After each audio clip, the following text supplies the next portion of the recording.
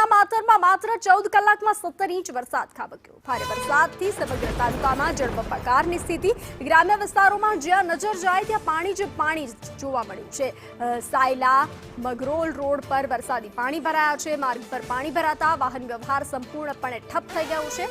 અનેક નીચાણવાળા વિસ્તારો પાણીમાં ગરકાવ થયા છે। ભારે વરસાદથી અનેક ગામોનો સંપર્ક તૂટ્યો છે। ખેતરો અને રસ્તાઓ પર પૂર જેવી ભયાનક સ્થિતિ નિર્માણ પામી છે।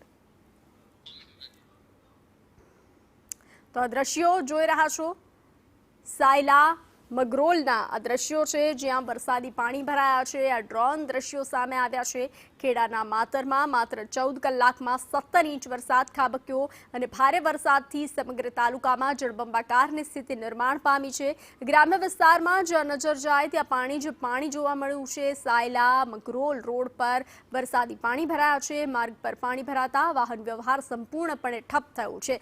અનેક નીચાણવાળા વિસ્તારો પાણીમાં ગરકાવ થયા છે। ભારે વરસાદથી અનેકો ગામનો સંપર્ક તૂટ્યો છે। ખેતરો અને રસ્તાઓ પર પૂર જેવી સ્થિતિ નિર્માણ પામી છે।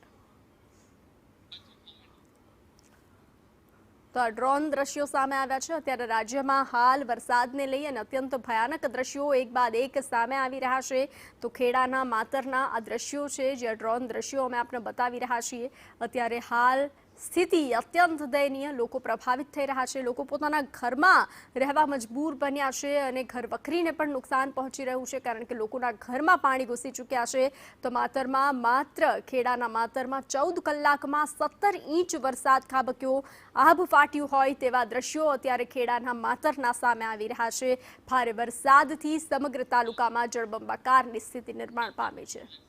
વધુ વિગતો સાથે સંવાદદાતા સંદીપ જોડાઈ ચૂક્યા છે। સંદીપ, 14 કલાકમાં 17 ઇંચ વરસાદ, અત્યારે દયનીય સ્થિતિ જોવા મળી રહી છે। શું લોકોનું રેસ્ક્યુ કરવામાં આવી રહ્યું છે કે શું કયા પ્રકારની કામગીરી?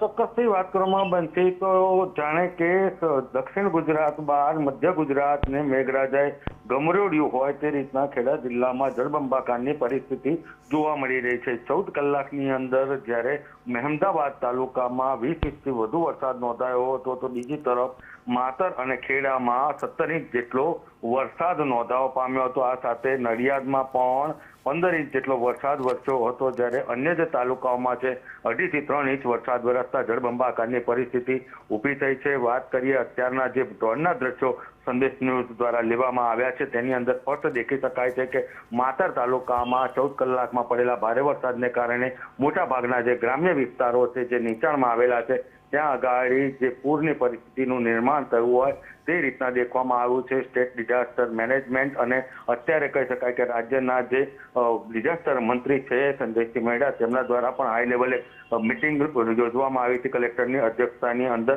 અને તેમાં તમામ જે બાબતો છે તેનું ચર્ચા કરવામાં આવી હતી અને નીચાણવાળા વિસ્તારમાંથી કેટલાક લોકોનું રેસ્ક્યુ કરી અને અન્ય સુરક્ષિત જગ્યાએ ખસેડવાની પણ તૈયારીઓ કરી લેવામાં આવી છે। એસડીઆરએફ અને એનડીઆરએફની ટીમો પણ તૈનાત કરવાની વાત કરવામાં આવી છે। અત્યારે કહી શકાય કે જે હવામાન વિભાગ દ્વારા રેડ એલર્ટ આપવામાં આવ્યું છે તે જ રીતના ખેડા જિલ્લામાં વરસાદ રહીને વરસી રહ્યો છે અને તેના જ કારણે પૂરની પરિસ્થિતિ વર્તાઈ રહી છે। જી, જાણકારી સાથે જોડાવા બદલ આભાર।